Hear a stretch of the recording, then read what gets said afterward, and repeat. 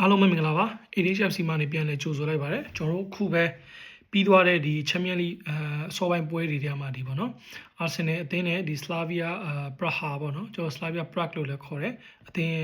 အခုလေးနေပဲပြီးသွားတယ်ပေါ့ဒီ Slavia Praha အသင်းရဲ့ဒီအိမ်ခွဲမှာ Arsenal အသင်းက 0-3 ဆိုတဲ့ရလဒ်နဲ့ဒီပြပြတသားအနိုင်ရရှိသွားတယ်ပေါ့နော် Arsenal အသင်းရဲ့ဂိုးတွေကိုတော့ကျွန်တော်ဒီအသင်းကောင်းဆောင်တွေနဲ့ကစားတဲ့ဘူကာယိုဆာကာကဒီ32မိနစ်မှာဒီပယ်နယ်တီနဲ့ဆင်းဒီသွင်းသွားတယ်ပြီးတော့နောက်ထပ်ဒုတိယဂိုးကိုတော့ဒုတိယပိုင်းအစမှာပေါ့နော်အစပြီးတိတ်မချခင်မှာပဲဒီလီယိုနယ်ထရော့ဆာရဲ့ပေးပို့မှုကနေမီခေမိုရီနိုက46မိနစ်မှာတဂိုးသွင်းတယ်ပြီးတော့ပြီးနောက်ထပ်မိနစ်20ကြာတဲ့အချိန်66မိနစ်မှာမီခေမိုရီနိုပဲနောက်ထပ်ပွဲသိမ်းကိုသွင်းသွားတယ်ပေါ့နော်ဒီပွဲမှာဒီအာဆင်နယ်အနေနဲ့ဒါတတောင်နိုင်သွားတယ်လို့ပြောလို့ရတယ်ဆိုပေမဲ့လည်းဒီပွဲအစမိနစ်ပိုင်းအချို့မှာတော့အာဆင်နယ်အသင်းအနေနဲ့အနေငယ်ရုန်းကန်ခဲ့ရတာကိုတွေ့ရတယ်ပေါ့နော်ဒီ Slavia Praha အသင်းရဲ့ကစားသမားတွေအတင်းဝင်အတင်းဖြစ်အတင်းလုံးတဲ့ပုံစံနဲ့ကစားရတဲ့အာဆင်နယ်အသင်းအနေနဲ့ဒီပွဲအစမိနစ်ပိုင်းအချို့မှာကစားပုံဒီ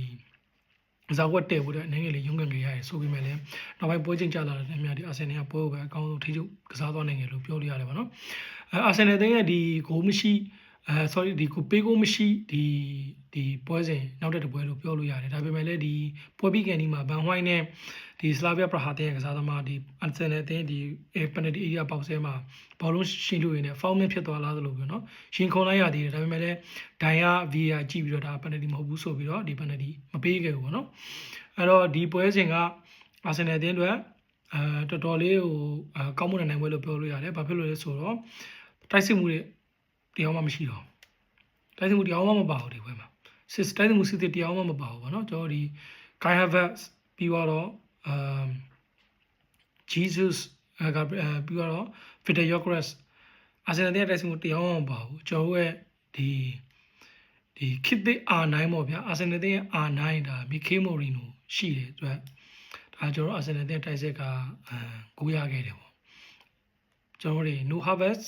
no Gabriel Jesus no Gyökeres no problem we have သိရမလားမီခေမိုရီနိုရှိတယ်အဲ့တော့အာဆင်နယ်ပရိသတ်တွေအနေနဲ့ကျွန်တော်တွေဒါမဲ့ဒီတစ်ပတ်မှာရှင်မြန်ကစားပိုင်းဒီဆန်နာလက်နဲ့ပွဲကိုပဲဆက်လက်ပြီးရင်ခုန်သွားနဲ့စောင့်မျှော်ရင်းနဲ့ပဲဒီဗီဒီယိုလေးမှာဆုံးသက်လိုက်ပါတယ်ကျွန်တော်တို့နောက်ဗီဒီယိုမှာပြန်လည်ဆုံနေကြပါစို့